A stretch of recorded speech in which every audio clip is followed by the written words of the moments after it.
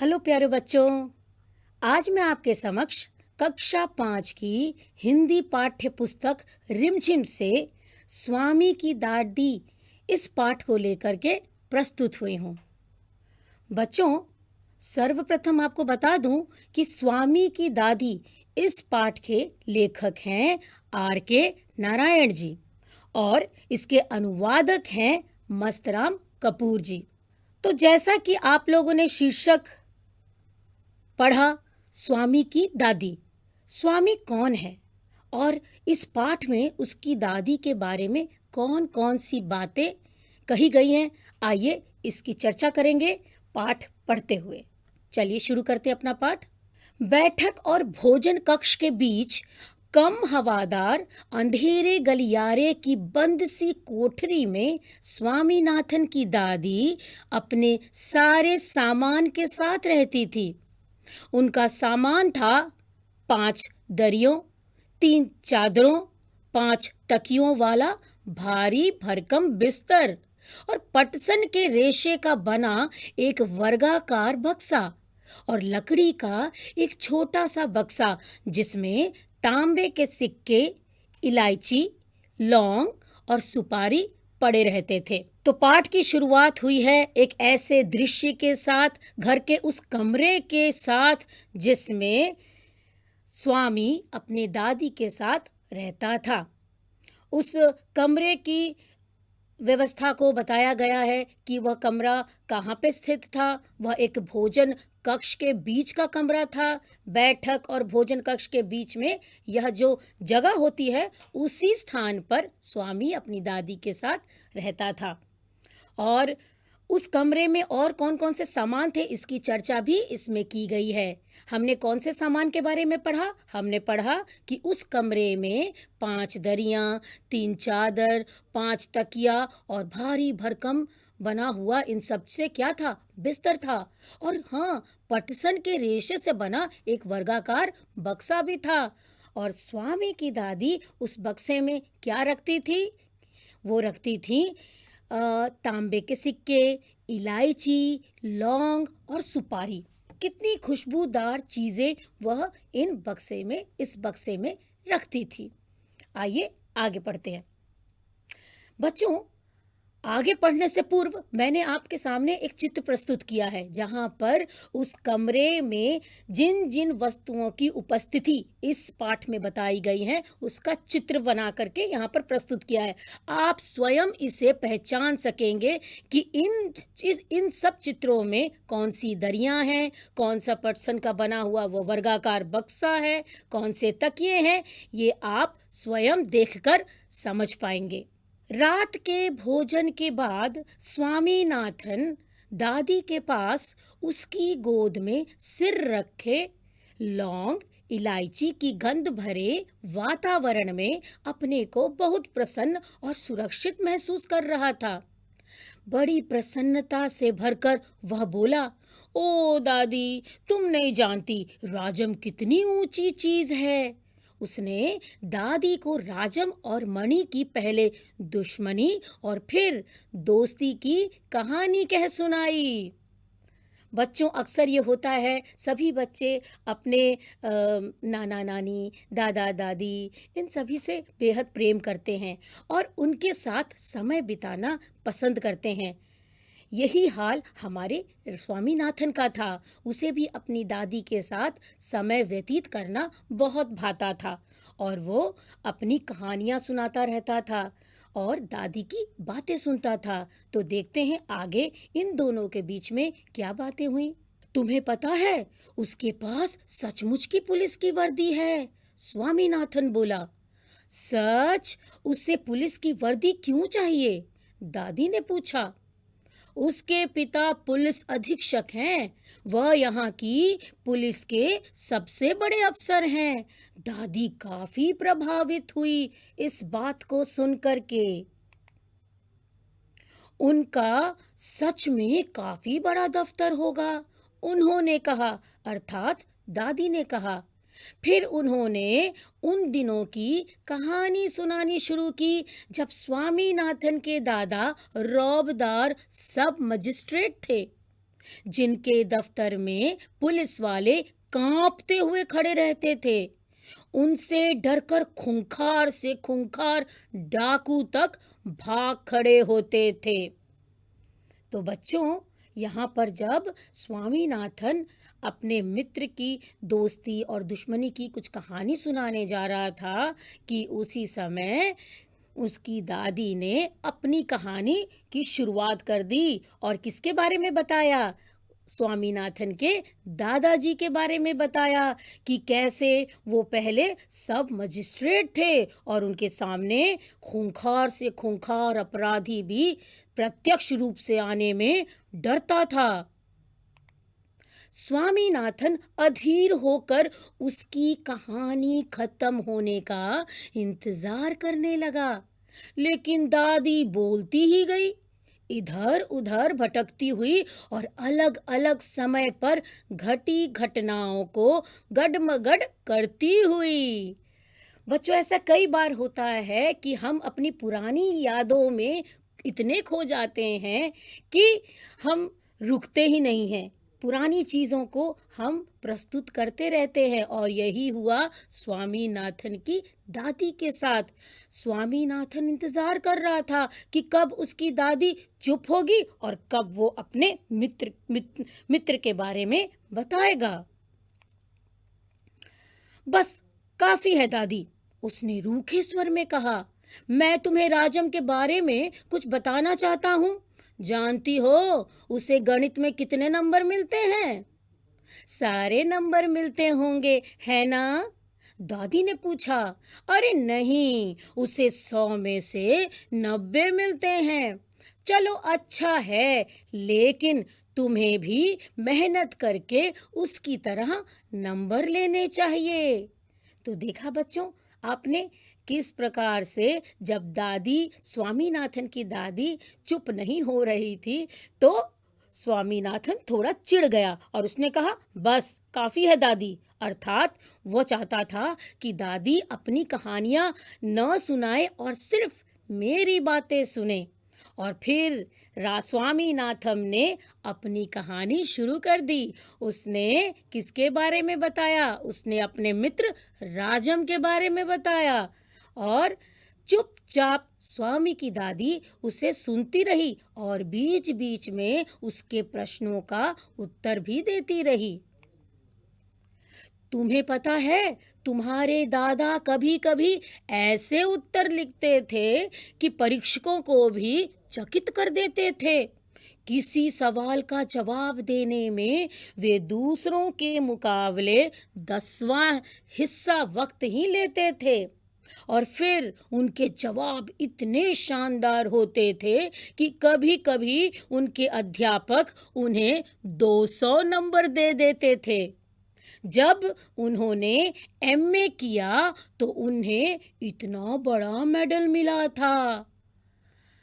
तो ये सारी बातें स्वामीनाथन की दादी ने स्वामीनाथन को बताया। किसके बारे में बताया? स्वामीनाथन के दादाजी के बारे में बताया कि किस प्रकार से वो अपनी परीक्षा देते थे और सभी लोगों से कम वक्त लेते थे और किस प्रकार उनके जो अध्यापक थे, यानी कि स्वामीनाथन के दादाजी के अध्यापक थे, वो इतने प्रभावित हो जाते थे प्रश्नों के उत्तर से कि वो जहाँ 100 नंबर देने चाहिए वो उन्हें 200 नंबर देते थे। ऐसा स्वामीनाथन की दादी ने कहा। आगे जानते हैं। मैं कई सालों तक उसे गले में पहनती रही, पता नहीं मैंने कब उसे उतारा। हाँ, जब तुम्हारी बुआ पैदा हुई। नहीं नहीं, तुम्हारी बुआ नहीं, तुम्हारे पिताजी। याद आया, तब बच्चा 10 दिन का था। अरे नहीं, मैंने पहले ही ठीक कहा था, तुम्हारी बुआ ही पैदा हुई थी। पता है वो मेडल अब कहाँ है? मैंने वह तुम्हारी बुआ को दिया और उस बेवकूफ ने उसे गलवा कर 4 चूड़ियाँ बनवा ली, और वह भी इतनी मामूली सी चूड़ियाँ कि मैं हमेशा कहती रहती हूँ कि हमारे परिवार में उस जैसा महामूर्ख कोई नहीं। और तो ये कथन थे स्वामीनाथन की दादी जी का।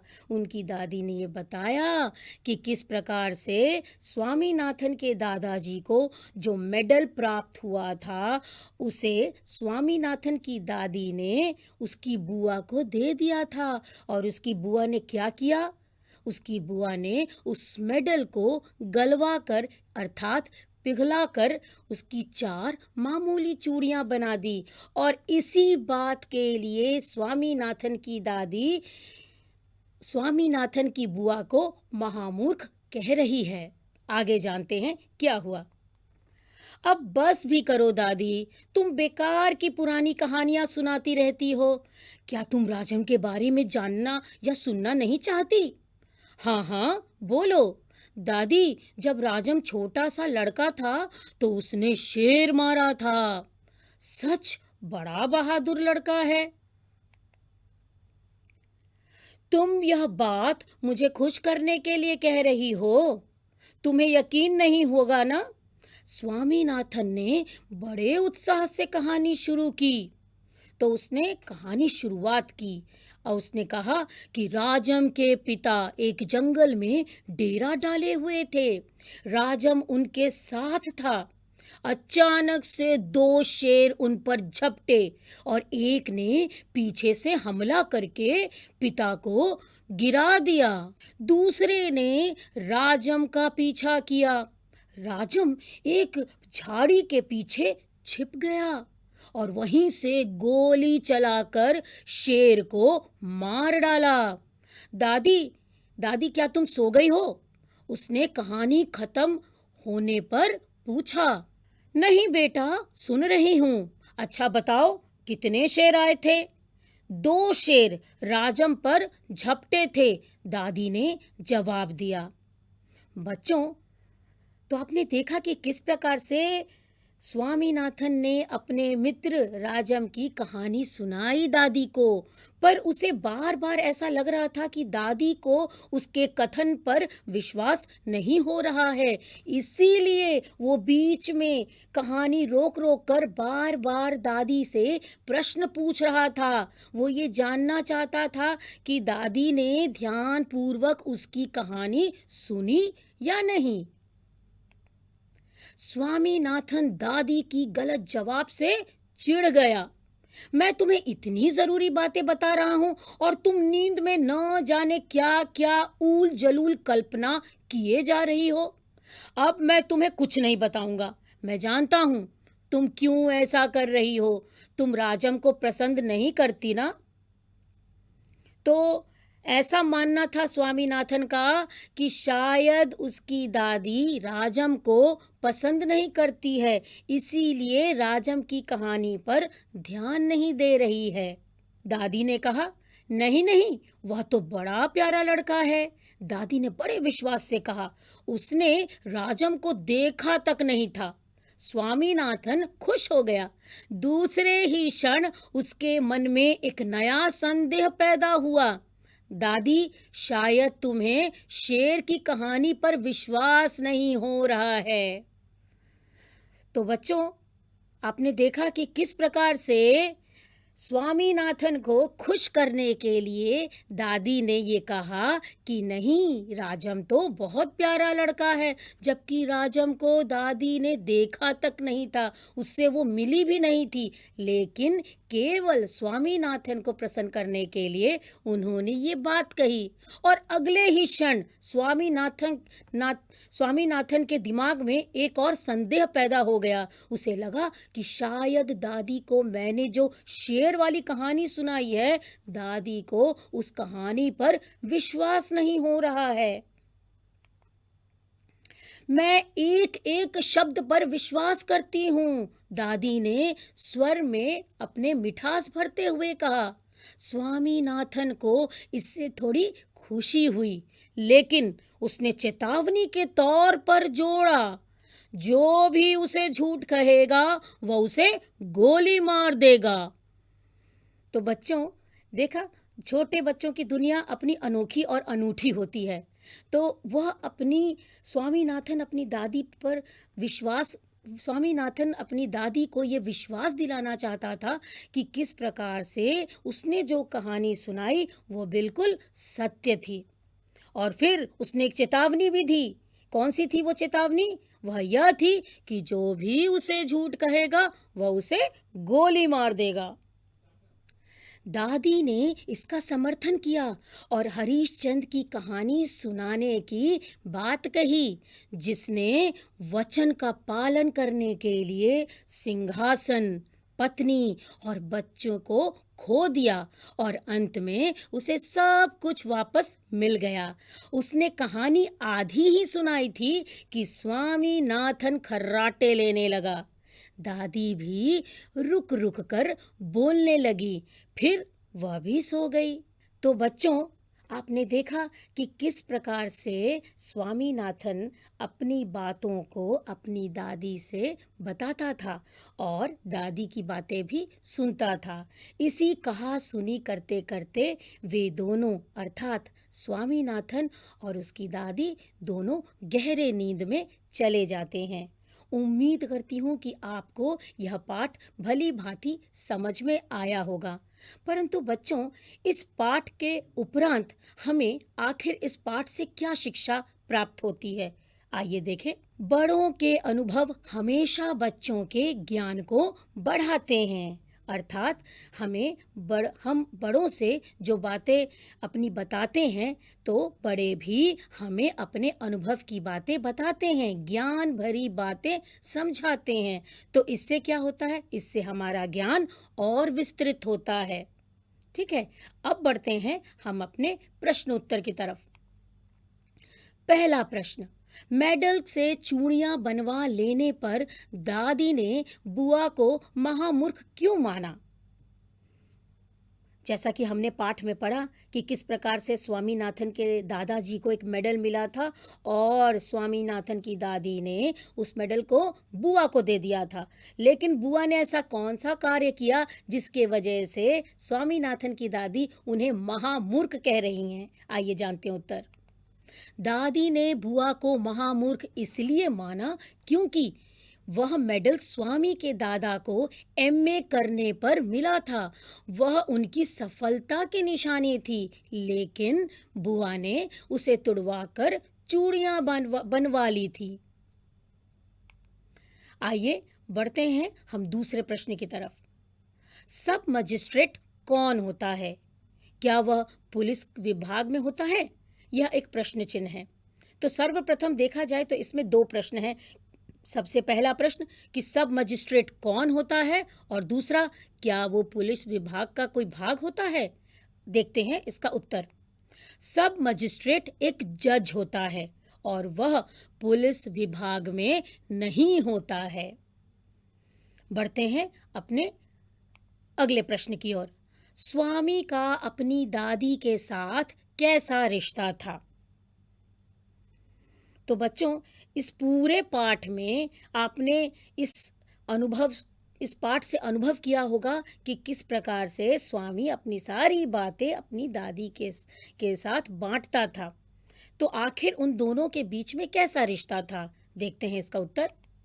स्वामी का अपनी दादी से बड़ा गहरा लगाव था। वह उनकी गोद में सिर रखकर सुरक्षित महसूस करता था। वह उनसे कभी कभी चिढ़ जरूर जाता था, लेकिन उनसे बहुत प्यार करता था। रोज रात में उनके साथ ही सोता था। उनकी संगति में वह हमेशा प्रसन्न रहता था। तो बच्चों, उम्मीद करती हूँ कि आपको यह पाठ भली भांति समझ में आ गया होगा। अब क्यों ना हम अपने अगले भाग की ओर बढ़ें। और अगले भाग में मैं आपके लिए लाई हूँ गोलू नाम के इस बच्चे की कारस्तानियाँ, उसकी करतूतें। आइए देखते हैं। तो जैसा कि आप अपने समक्ष देख पा रहे हैं कि गोलू के पिताजी एक खिड़की को ध्यान से देख रहे हैं और कुछ कार्य कर रहे हैं। गोलू को देखते हुए गोलू के पिताजी कह रहे हैं, गोलू देखो, यह खिड़की का शीशा कितना गंदा हो गया है, बाहर बिल्कुल दिखाई नहीं देता। उन्होंने आगे कहा, मैं थोड़ी देर के लिए बाहर जा रहा हूं, तब तक तुम इसे साफ कर दो।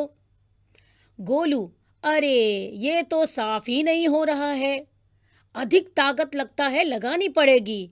और गोलू ने बहुत ताकत लगाई और आप देख पा रहे हैं कि उसके सिर के ऊपर एक प्रश्न चिन्ह है, अर्थात उसने बहुत मेहनत की लेकिन शीशा साफ नहीं कर पाया।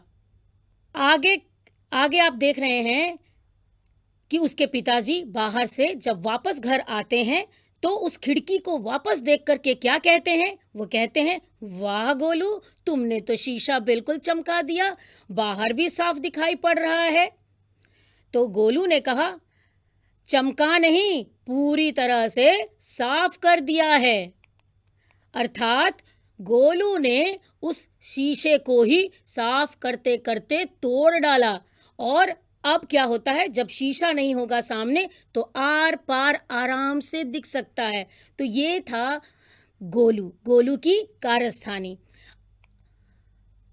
अगले भाग में गोलू का एक नया कारनामा हम जानेंगे। यहाँ पर उसकी माँ कह रही है, गोलू बाहर जाकर के थोड़ी हरी सब्जी ले आओ।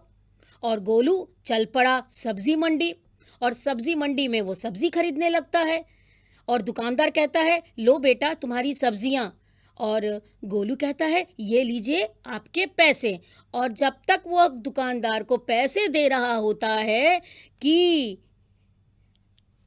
टोकरी में रखी हुई हरी सब्जियों को कौन साफ कर रहा है, जैसा कि आप चित्र में देख रहे हैं, गाय को हरी सब्जी खाते हुए देख करके गोलू एकदम से चौंक गया और उसने क्या किया, वो अपना बस्ता लिए हुए घर पहुंचा और अपनी माता को बस्ता देता है और कहता है, तो उसकी माँ कहती है, ओ हरी सब्जी क्यों नहीं लाए? तो उसका कहना था कि सब्जी तो इस गाय के पेट में है, अर्थात गाय ने सारी सब्जियां चबा डाली। तो इसीलिए कि उसे डांट ना खानी पड़े, वो अपने साथ साथ उस गाय को भी बाजार से पकड़ के माँ के सामने प्रस्तुत कर देता है। तो ये थी गोलू की दूसरी कारस्तानी। आगे हम बढ़ते हैं, एक और बच्चे की कारस्तानी जानेंगे, डब्बू जी। जी हाँ, इसका नाम है डब्बू जी। जी हाँ, डब्बू जी की कारस्तानियां बिल्कुल अनोखी हैं। वह बड़े बड़े डींग हाँकने में माहिर हैं। तो एक दिन वो अपने मित्र के साथ घूमने जा रहे थे, जैसा कि आप चित्र में देख पाएंगे।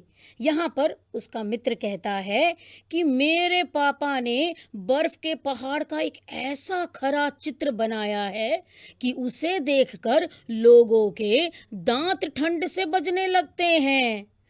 अब ये सुन करके डब्बू जी ने कहा, अरे यह तो कुछ भी नहीं, मेरे पापा ने एक आदमी का ऐसा खरा चित्र बनाया है कि हमें हर दूसरे दिन उसकी दाढ़ी बनानी पड़ती है।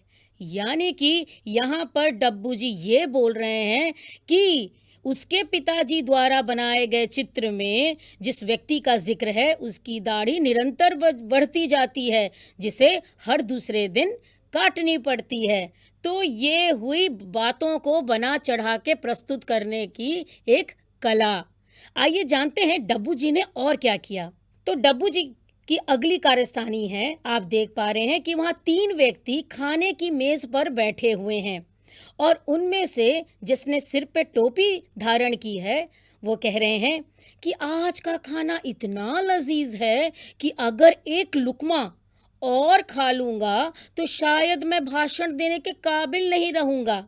उसी समय डब्बू जी कहते हैं, अरे कोई इन्हें एक लड्डू लाकर और दे दो। अर्थात वे नहीं चाहते कि यह व्यक्ति मंच पे जाकर के भाषण दे।